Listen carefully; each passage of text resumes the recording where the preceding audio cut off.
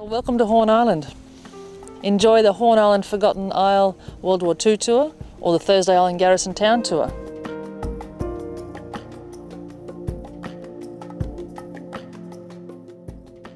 My name's Vanessa Seekey. I'm the curator here of the Torres Strait Heritage Museum on Horn Island.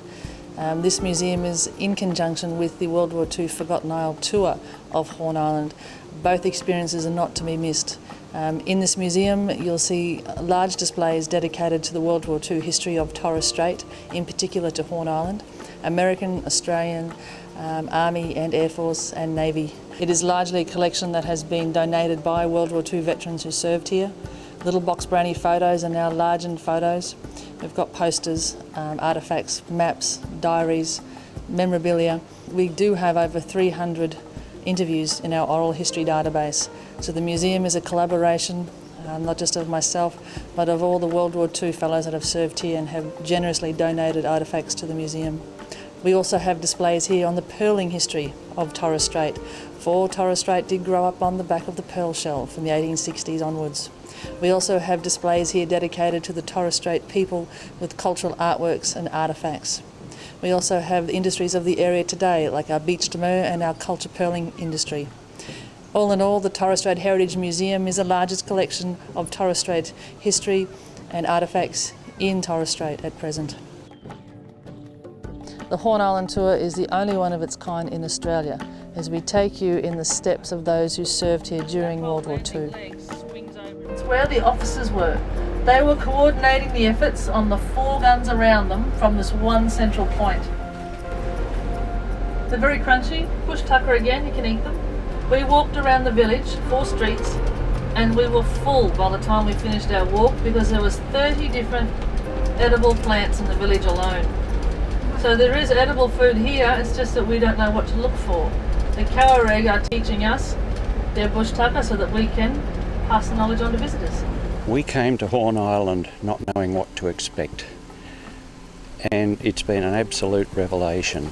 The Forgotten Isles is really the main theme of it, and she's got to be commended for efforts in teaching the tourists, and showing the tourists this part of the world and what did take place in the Second World War, and how close it really comes to the footsteps of Australia when you find there's only 50 people here when the Japanese actually put their raids in, and had they known there was only 50, the whole theatre could have been a totally different aspect.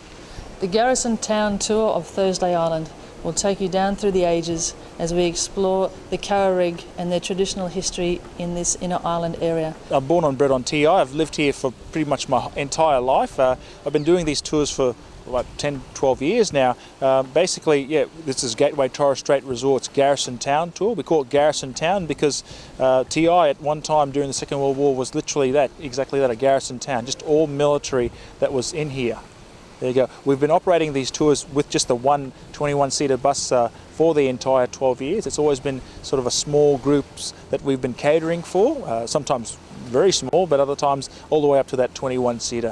What we have here is a very, very interesting fellow, one of, I think, 3 or 4 that in 2000 had something very special happen. If you look down, you can barely see it now, but if you see the 6-inch sort of mark that's round like that there, well, basically this is one of the last locations of where some of the unexploded shells that were actually would be up at Green Hill Fort was actually kept. So he did have a few of them actually sitting around. You can see where the impression where it was from the concrete, but yeah, basically they were sitting here from somewhere between 1905 all the way up to 2000. What we have here is a great big monument to the Japanese that actually worked here in the Torres Straits. Now what had happened was between 1878 and 1941, a lot of Japanese fellows, thousands of them were working here, and yeah, 700 of them never went back home. So basically they put down this monument here on the 15th of August 1979. This is basically what kept some of these divers alive, a hand-driven air pump of all things.